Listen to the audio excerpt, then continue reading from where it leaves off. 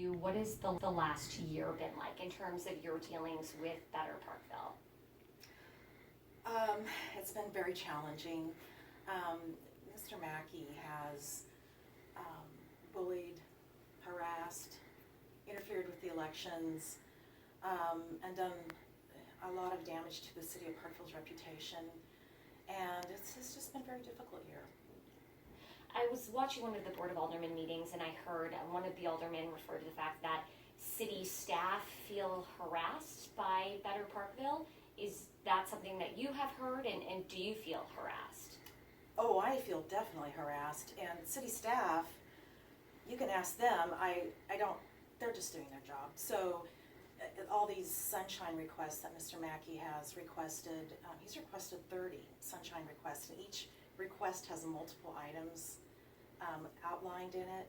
So staff has spent a lot of time fulfilling these sunshine requests, and we can't charge the full price of what it costs to produce those records. So staff has produced over 52,000 documents for Mr. Mackey, but he's only bothered to pick up the first 12 of the sunshine complaints that he's levied against us. So it certainly seems like harassment when someone asks for all this information and they don't even bother to pick it up.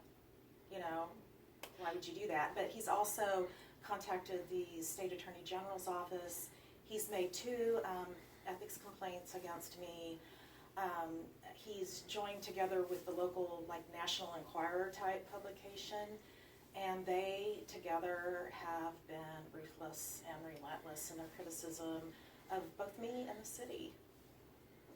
Now I want to ask you, because Mr. Mackey had shown me some of the bills he's paid for sunshine requests, and he said that he has picked up everything he could, but that the city's trying to charge an additional amount for remaining documents. What we do is we provide an estimate in advance of what it's going to cost, and then based on the lowest salary employee that can do that work, we figure out what the true cost is, which really isn't the true cost. So, but that's how we base the pricing on, so however many hours it takes. But of course, our city administrator, our city attorney, they have to look through a lot of those documents because there might be personnel matters or, unresolved legal issues and things like that. We just can't release indiscriminately, everything, just in case. So he was providing an estimate, and I believe the true cost came in maybe a little higher or something, and, he thinks that it's too much. So, it's his choice. What we provided was a more than fair price. You mentioned the Attorney General's complaint, which he has talked about concerns with staff using personal emails and not just the Parkville emails. Do people regularly use their personal emails here? Well, I think his issue is more with the elected officials' use of personal emails, and we are all very part-time here. We all have other businesses and jobs, so sometimes you use the wrong email, and I've done that, not intentionally, but we're required to copy a city official on all of our correspondence, and so it always goes into the city system. So even if we do use our personal email address, Joe or Melissa's copied on it, and it is contained in the city servers at that point. So he's gotten everything that he can possibly get. Looking at the election, he had filed the MEC complaint based on corporate contributions. So according to the complaint, there are 7 corporate contributions that shouldn't have been accepted. What is your response to that complaint? Well, the law had changed since the last election, and I noticed that they made the same mistake on their first filing, and they had to file an amended report because they had accepted a campaign contribution from a corporation. Some of the contributions were not corporations; they were just sole proprietors and not legally formed as a corporation in Missouri. And I've engaged the services of attorney Mike Reid, and he is the former compliance director for the Missouri Ethics Commission, so he's been filing the report since March. I think that the former director of compliance for the Missouri Ethics Commission certainly knows how to file, and he knows what is legally acceptable and what is not. So I'm not concerned that there are any outstanding violations. I saw that in July, a couple of those, there were reports that they had been paid back, a couple of the contributions. So at this point, did you pay back all of the corporate contributions?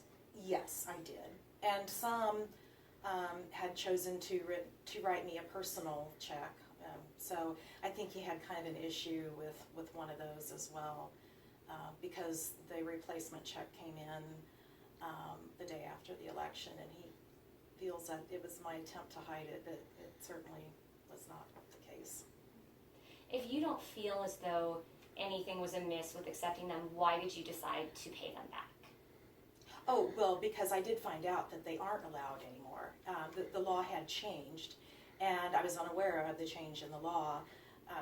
A lot of the changes in that law were applicable only to statewide offices and not local, so it was really kind of confusing as to what laws were applicable to local versus state. And so, anyway, my attorney, Mike Reid, said that it was a real common mistake for this election cycle. So at this point, you're not concerned about the outcome of that complaint? No, not at all. The other thing that I know has been a sticking point for Better Parkville is the latest strategic planning workshop that took place. I have a couple documents. One says that it was Friday, August 16th. Another says August 26th. Do you recall which date it was? Joe, it was the 16th, right? Yeah. Okay, that took place on the 16th. Got it. And it is strategic planning that most cities and companies do to lay out our plans for the next year and to project for the next 5 years, so that we can set our budgets and our priorities for allocating staff time. It's very common to do this offsite and get away from the office atmosphere and away from ringing phones and things like that. So we have done that for the past 6 years, I guess. And how are those typically noticed? These are posted as they legally are supposed to be posted. This one was posted a week in advance, so everything was done to the letter of the law there. And where was it posted? On the doors to City Hall, where everything else is posted. Do you guys ever post those online as well? Because I just know that the Board of Aldermen meetings are online. Yes. Yeah, I mean, we do, the standing meetings are, and the ones that are videotaped are online, yes. Okay, but not the strategic planning workshops? No, I think some of the other smaller meetings that are held at City Hall are just noticed as, as we are required to do. What is your response to people who may have heard some of the complaints, heard about the complaints to the Attorney General's office, the MEC, and who are concerned about transparency in the City of Parkville right now? I don't really hear that much. Mr. Mackey has a couple of people that share his concerns, but the residents of Parkville, they trust us. I mean, I won by a large amount in the last election. And I don't think they have any concerns about transparency when we tape all of our meetings, all of our public meetings, and the agendas are all online, all of the minutes, all of our financials, including every check that we write, is all out there for everyone to see. All of our financial documents for all of our developments are all online and available for everyone to see, and if someone doesn't have online access, they can certainly request that, and we give it to them. So I don't know how anyone can be any more transparent than we are. And the concerns, this all started, I know, with the Creekside development about a year ago. Yes. What do you think of Mr. Mackey's complaints about the secretive nature of discussions leading up to that project? Oh, I think that's just a ridiculous assertion. What developer is going to develop something without having meetings with staff first? And they're not going to just start out with a public meeting, because he hasn't acquired land and things like that. So it was not done in a secretive manner whatsoever. I know he's angry about the development, but when you choose to live in a neighborhood and the entrance is right across from several hundred acres next to an interstate and a state highway, has for sale signs on it, wouldn't you check to see what was planned to go there? And we have had a development plan approved since 2006, a mixed-use commercial residential development. And that was always what we had envisioned for that property. And due to the downturn in the economy, that project did not get built at the time. So we were approached by a local developer with a wonderful reputation, and he wanted to go ahead and implement that plan. Or some, it's very, very similar to that plan, only the one that's going in is actually less dense than the one that had initially been proposed for that area. So, we feel that we were very lucky to be approached by someone who's local, has ties to the community, and will do a great job with the development. It is perfect for that location. Another question I had, I was just curious, is the Parkville Economic Development Council Executive Director a city employee? Technically, he only for insurance benefits. We only have one employee with the EDC. The EDC is formed as a public-private partnership, so most of the budget comes from the membership. So the area businesses and entities that choose to become members support most of the operations of the entity. We had a difficult time recruiting the last time because of the health insurance issue. When you only have one employee, it's very difficult to get insurance. So by putting him on the city's payroll and having the EDC reimburse the city, we were able to put him on the city's insurance plan.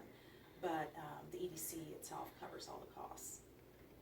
And so, but his emails and communications would be public records then? Because he's considered, even though he's technically on the city payroll? No. And there has been a case law on this, and there are many EDCs across the state, and none of them are open records. It would be unreasonable to expect that developers and real estate people would choose to do business with a city where everything had to be produced. And so all of your land negotiations and things like that, your pricing and everything would be affected if all that was public knowledge. So, it'd be very unreasonable to expect that an EDC would be even successful if it had to. Now when the city does approve it or enters into any kind of agreement or anything like that, at that point it immediately becomes public record. So it's not like it remains a secret forever. There's right now an extremely contentious relationship, it seems like, between the city and Better Parkville. What is the path forward here? I wish I knew. The actual number of people that are affiliated with Citizens for a Better Parkville are very small in numbers, but they're very loud and they have a lot of money. So I have been personally harassed for the last, it's been over a year now. I wish I knew what the answer was. I don't see them stopping anytime soon, but they need to. The residents of Parkville are getting upset about it because it destroys the image of Parkville, and Parkville has a really great reputation, and it's a beautiful place to live, and people love living here and they're proud of their community, and then here's this small vocal group just tearing it apart. It's heartbreaking. Aside from the public records requests, how do you feel like you've been harassed in the past year? Mainly by the little National Enquirer publication. And which publication is that? It's the Landmark newspaper. The publisher there, they just make things up completely. And when they contact me to get my side, that never really comes across as really my side, and they make fun. And so most recently they have published some very defamatory articles, and then they printed extra copies, and Mr. Mackey delivered them to the residents in Parkville. It landed in their driveways because no one reads it. I mean, it's a joke publication, so he wanted to make sure that everybody saw it, so he printed extra copies and delivered them to all residents in Parkville. You know, and you know this, as a public official, you're not protected by the courts against defamation and character assassination. I mean, I don't have any legal recourse against Mr. Mackey and the publisher of this newspaper. They can basically say whatever they want about me, and they have. What about the other publications who have been covering this? Do you take issue with them? No, the Citizen has been very fair. The Star published something a few months ago, but since then I think they realized what Mr. Mackey's malicious intentions are, and they haven't published anything since. You know, I have heard from some other media people, and he's relentless. You know, he keeps calling the stations and calling the newspapers and submitting the latest, you know, beef that he has, and he just thinks that the negative attention will get him what he wants, which I don't know what that is, other than he wants to punish me for this development. But it was a unanimous decision by the Board of Aldermen that this development was, and everything was done by the book. If he doesn't like it, I think the extremes to what he's gone to ruin my reputation is just terrible. You know, I do want him to stop, but, you know, I'm a public official, so I can't really take any legal action against him. Pivoting a little bit back to Creekside, just what do you think are the benefits that it's going to bring? You know, why do you think that it passed unanimously? Well, out on that edge of town, there isn't any commercial. You know, we need more restaurants. We need more neighborhood services, like a small grocery store out there. We need a dry cleaners and, you know, nail salons and restaurants and things like that for people. We also, in Parkville, have really kind of an expensive housing stock. And so our young professionals don't have the opportunity to purchase a home here. I mean, it's out of their reach. Not everyone can afford a $500,000 home.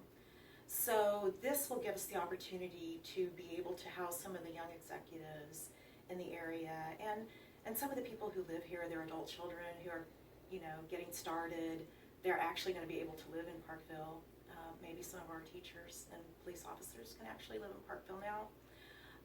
So the price of the home started about $300,000, which is certainly not inexpensive, but it's lower than the price point of a lot of the homes here in Parkville. Between that and the commercial development, there is a competitive sports component, which is really exciting. There'll be 6 athletic fields, 6 baseball fields, turf, and they will hold competitions for traveling baseball teams. And so there will be families here from out of state. You know, it's not like we have a casino there with a bunch of rowdy people. It's families who are here to watch their kids play baseball, and I think that will be a really fun thing for people. Do you have any questions? Is there anything I didn't ask you that you wanted to add? Let me look at my notes here. Yeah, absolutely.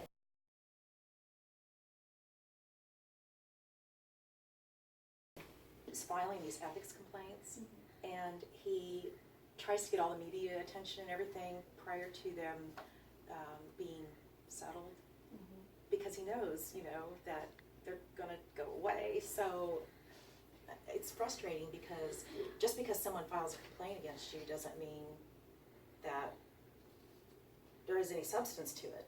And, you know, he tries to get all this media attention prior to there being a resolution of it, because he knows it's just bogus. And do you guys anticipate, actually, I'll have you take a seat back once you're Okay. have this mic in.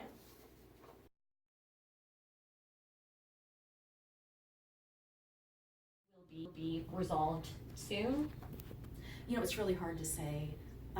The Attorney General's office has a backlog, I guess, of other things, and apparently they take things in order of when they receive them, so we really haven't been given a very good idea of how long that process could take.